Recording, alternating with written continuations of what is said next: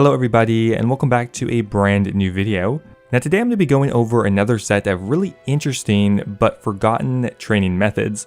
Now every once in a while I really like to highlight some of my favorite methods that I don't think many people know about. Now these are definitely not going to be the best and quickest ways to train your account because otherwise those would be very well known, but more so just viable alternatives that might bring something else to the table, or just a good alternative option, whether it be cheaper, easier, more AFK, whatever. Anyway guys, I hope you enjoyed the video. If you do, I really appreciate it if you take the time to leave the video a like. Always helps with the YouTube algorithm, as far as I know anyway. Who knows how that thing really works. Anyway, thanks for watching guys, and let's get started. Now first up here, I'm going to show you probably one of the most interesting training methods I've ever seen. That's not even a hyperbole. I didn't really know something like this existed, and that is building Zen Themes in your superior garden. Now this is primarily used as an ultimate Ironman training method, because it has the benefit of most of the items being buyable right from a shop, and I'm pretty sure you can get noted buckets of sand, making it pretty ultimate Ironman friendly. But honestly, doing it on a regular account or a regular Ironman account would actually be fairly viable, as it offers a really cheap way to train both your construction and farming, which are generally considered expensive skills. Now whenever you build a Zen theme in your POH, you're going to get 474 experience in both construction and farming. And at a very cheap price as well. To build one Zen theme, it's only 3.3k, which means the GP per XP hovers somewhere around 3, which is actually really amazing for both of those skills. And now the buckets of sand you can get right from the Grand Exchange. You can get the watering can also from the Grand Exchange, but you'll have to fill it up manually. If you have access to the humidify spell on the Lunar Spellbook, that's also a really quick way to fill it up. The bagged nice trees you can buy on the Grand Exchange, but if they're not readily available, you can go to the Falador Park shop and buy them from there. Now the only thing that is actually untradeable is pink dye, and to unlock the option to buy it, you will need to complete the Hand in the Sand quest. Essentially where you buy it is from Betty in Port Sarim for 20 coins each. It is a bit of a slow process, and overall that will affect your experience rates, but you can get a full inventory rather quickly if you just spam the spacebar and the second button. That's really the only major drawback of this method. Buying the pink dyes does cut into your XP a bit, but I'm going to show you how it works anyway. So beyond the Hand in the Sand requirement, you will need 65 construction to build it in your POH. Now as far as I'm aware, building Zen Themes doesn't actually have a farming level requirement. Let me know if it does. I just didn't have an account with 65 construction and 1 farming. Now assuming the wiki is correct and it doesn't, that means you could level up your farming extremely quickly from level 1, probably making this one of the best training methods if you are low farming. Just to put this in perspective, you could get a well over 100k per hour farming experience right from level 1. Which would honestly blast you through those slow levels. Now beyond 65 construction, I'd also recommend a rune pouch, or alternatively you could wear a construction cape. It is very useful to reduce the amount of unnecessary items in your inventory because you can just fit 3 Zen houses in there, assuming your inventory is not too cluttered. Okay, so just showing you a very basic run here. We'll teleport to our house. Now I've set it so that we go on the outside, that way we can enter in build mode. From here, we're going to run up to the theme space, and we're going to go ahead and build the Zen theme, which is number 1. Build it. Remove it. Build it again. Remove it again. Build it.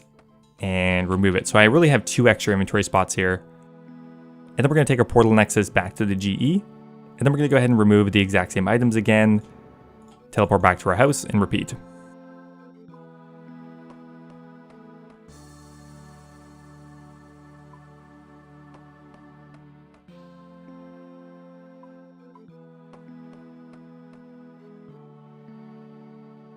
Now once your watering can runs out of charges, you will have to deposit that as well, because you need 1 per Zen garden you build.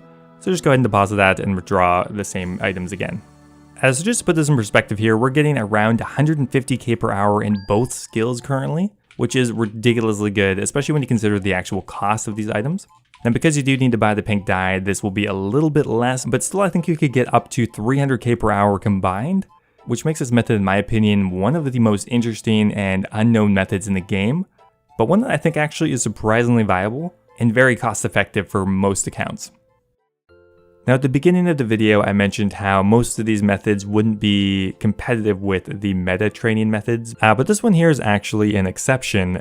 Now the method I am talking about is Thieving Dorkishcon Rich Chests. You can start doing it at level 78 Thieving, and provides actually really competitive thieving experience rates pretty much all the way up to 99. Now from level 78 all the way to 99, this method can provide anywhere from 190,000 experience per hour up to 230,000, and that just really comes down to whether or not you're going to bank your loot or not. Now beyond the level 78 thieving requirement, you also need to complete Death to the Dorkishcon. Now the easiest way to get here is just to go into the Lumber's basement, and then go talk to Ms. Dog and go to the mines. From here we're going to run a little bit to the south, and enter the door. Now once you're here, you're just going to go to the northwestern part of the city, and you'll find a bank there. Now once you are here, you want to bank everything except for your lockpick. The candle was necessary to get here, but is not required once you arrive. Now having Graceful equipped will help out if you are banking, but otherwise it really doesn't matter that much. Now from the bank, we're just going to go into the northwestern corner and go up the ladder. From here, we're going to go south through this door here and then enter the first house you see to the south. And in here, you'll notice there are 2 chests. Now these chests give a ridiculous amount of experience per thief, but they take a long time to respawn. So essentially the way the method works is you will pickpocket both of the chests on a world, and from here you're going to hop to the next one. Now one plugin I would highly recommend putting on is the Inventory Viewer plugin, because you can look at your inventory while you have the world switcher open, which is extremely useful. And essentially that is it. You're just going to repeat that over and over again. Now if you don't bank at all, you can get around 230k per hour, assuming that there aren't too many other people doing this. Now I believe you can get slightly higher experience rates at level 78 if you blackjack, but I can attest that this is probably the easiest thieving method available and extremely low intensity, as you're clicking way less than most other thieving methods. Now if you do decide to bank your inventory, that will reduce your experience rates by about 10%, but you will be rewarded with around 300k GP per hour, and I'll leave it up to you whether you think that's worth it or not. I think between levels 78 and 91 this method is very competitive, and I would highly recommend doing it.